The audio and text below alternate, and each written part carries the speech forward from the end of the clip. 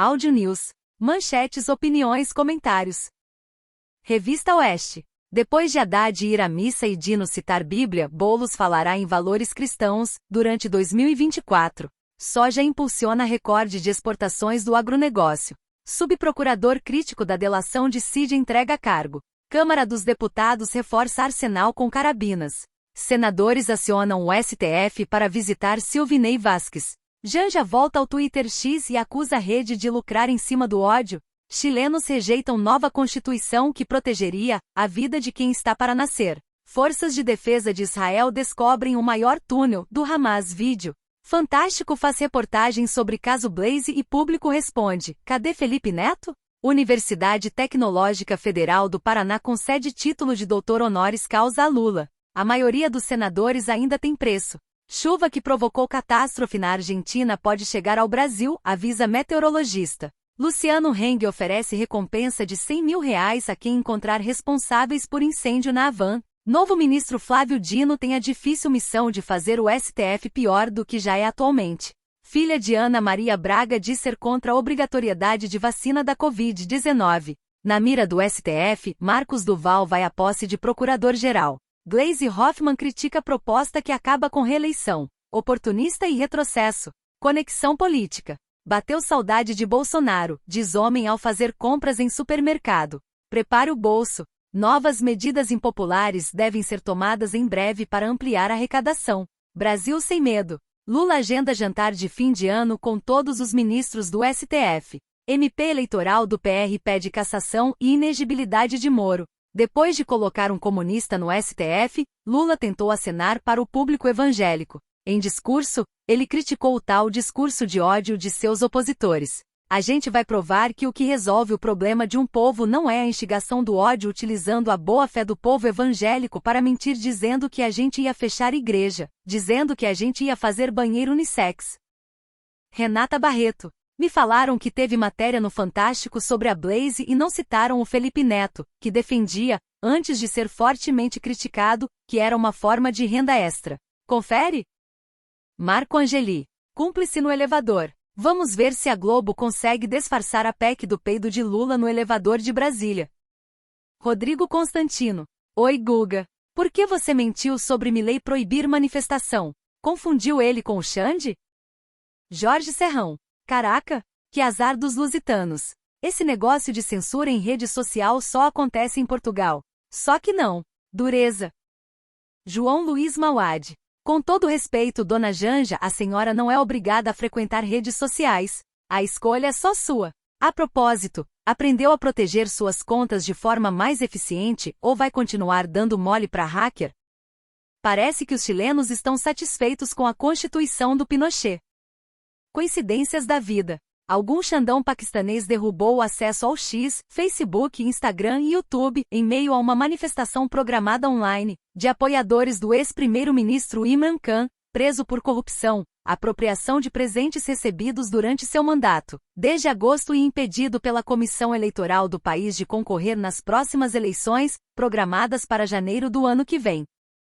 Desirê Rugani. Os irmãos que imigraram juntos do Brasil e se cuidam em Gaza, lutando pela casa. Os soldados solitários Ben e Natan imigraram juntos do Brasil para se alistar no exército. No início da guerra, Ben, sargento encarregado da Brigada Nahal, foi para o sul e eliminou heroicamente um terrorista que ameaçava uma força do Batalhão 931. Quando se encontraram em campo, ele revelou que havia salvado seu irmão no mesmo evento. Só percebi o quão perto ele estava quando saímos para nos refrescar.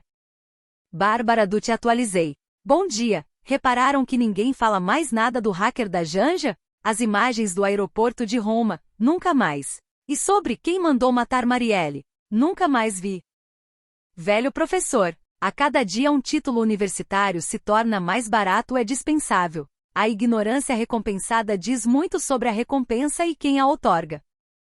Paolo Zanotto. Qual o sentido de votar em pessoas que, uma vez no poder, votam sem que você saiba a natureza do voto? Só idiotas e sem vergonhas aceitam participar de uma farsa destas. Criem vergonha na cara, manés cobaias. Francisco Cardoso. Há quase 2 anos eu fui alvo de matéria difamadora da Folha de São Paulo que intitulava "Médicos usam informações falsas para criticar vacinas no Senado".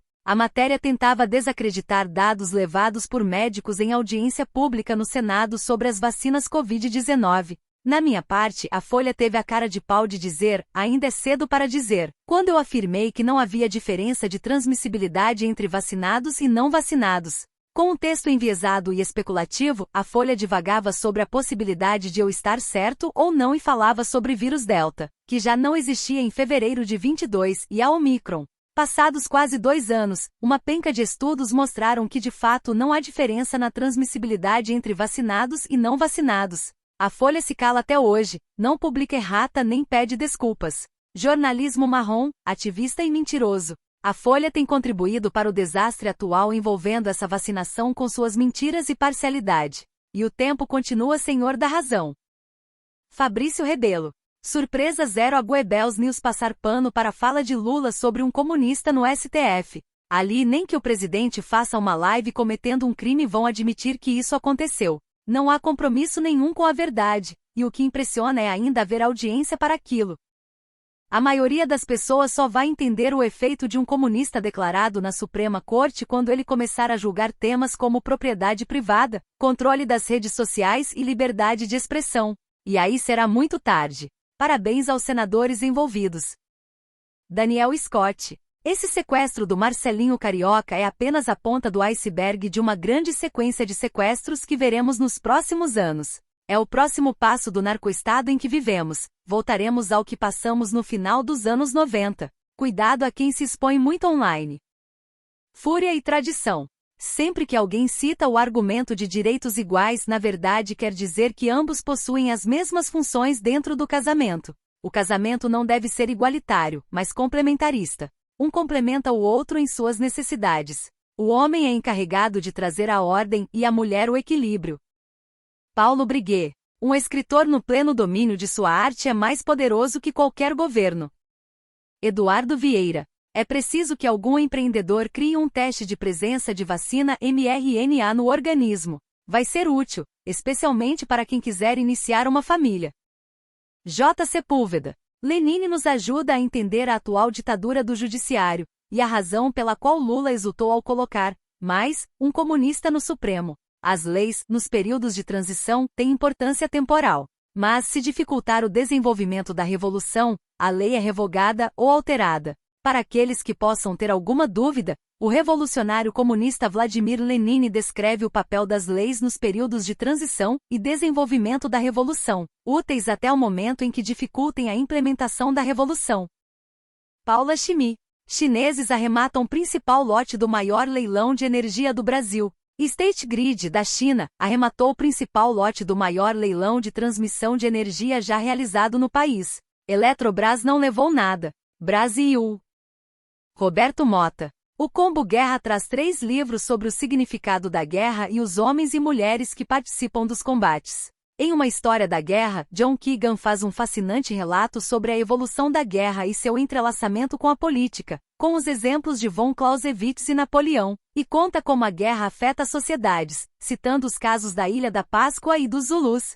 Band of Brothers, Companhia de Heróis, conta a história de um grupo de soldados americanos na Segunda Guerra Mundial, desde o desembarque na Normandia até a chegada à Alemanha. É um olhar revelador sobre as vidas dos soldados cidadãos e sobre o papel da guerra na formação dos Estados Unidos. A Porta dos Leões conta a história da Guerra dos 6 Dias na qual Israel, mais uma vez, venceu uma coalizão de inimigos poderosos. O livro explica como a guerra foi vencida nas primeiras 2 horas de combate através de uma ousada operação da Força Aérea Israelense e conta os desafios, perdas e atos de heroísmo dos combatentes. 3 livros de excelente leitura, que dão um belo presente de Natal. Eduardo Matos.